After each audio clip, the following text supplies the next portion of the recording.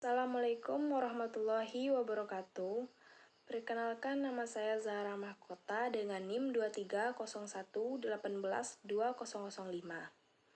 Di video kali ini, saya akan menjelaskan tentang sebuah isu yang bertentangan dengan nilai Pancasila, yaitu kesenjangan sosial.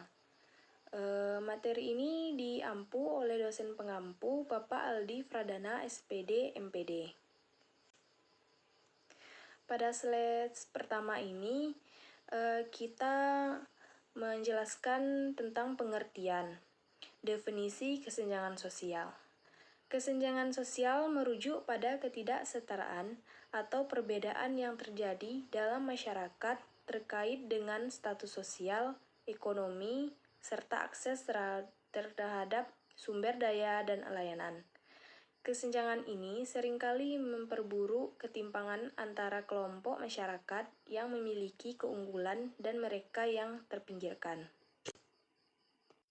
Selanjutnya yaitu penyebab kesenjangan sosial tersebut. Yang pertama, faktor ekonomi. Ketidakmerataan distribusi kekayaan.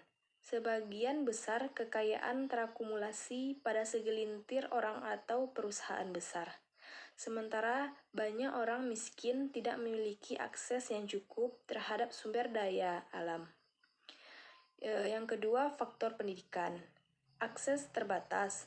Tidak semua orang memiliki kesempatan untuk mengakses pendidikan berkualitas, terutama di daerah terpencil. Dan yang ketiga, faktor politik dan kebijakan. Kebijakan yang tidak merata, yaitu pemerintah mungkin tidak memprioritaskan pemerataan pembangunan yang mengarah pada ketidaksetaraan akses terhadap sumber daya dan layanan. Dan yang keempat, faktor sosial dan budaya. Diskriminasi. Diskriminasi berdasarkan ras, agama, gender, atau status sosial yang menghalangi akses individu ke kesempatan yang sama. Selanjutnya yaitu dampak dari kesenjangan sosial tersebut. Yang pertama, dampak kesenjangan sosial dalam sektor ekonomi. Ketidakmerataan pembangunan ekonomi. Indonesia memiliki ketimpangan yang besar antara daerah perkotaan dan perdesaan, serta antar pulau-pulau besar seperti Jawa dengan wilayah di luar Jawa.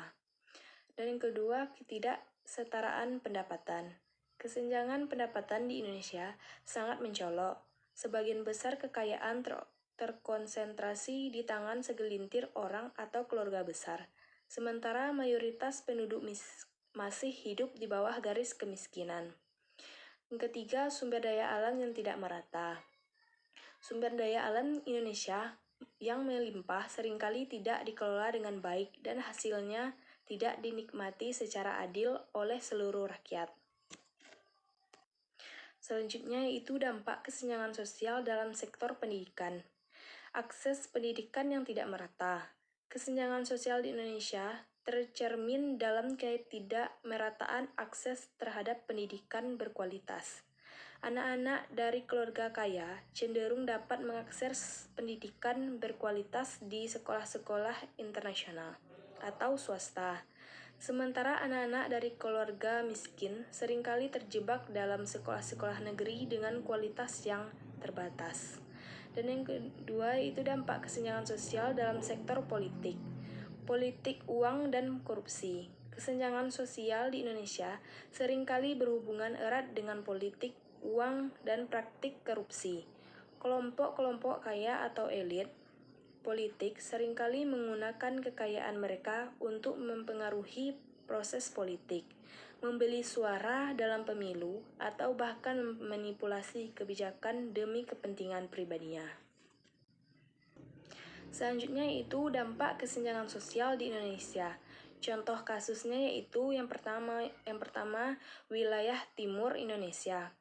Provinsi seperti Papua dan NTT masih tertinggal dalam hal akses pendidikan, kesehatan, dan lapangan pekerjaan. Yang kedua, kesulitan di pedesaan. Masyarakat di desa-desa miskin kesulitan mendapatkan pendidikan yang layak dan layanan kesehatan yang memadai. Yang ketiga, kesenjangan dalam pekerjaan. Banyak warga miskin yang hanya memiliki pekerjaan dengan upah rendah dan tidak ada jaminan sosial. Selanjutnya yaitu upaya mengurangi kesenjangan sosial di Indonesia. Yang pertama, pembangunan infrastruktur merata.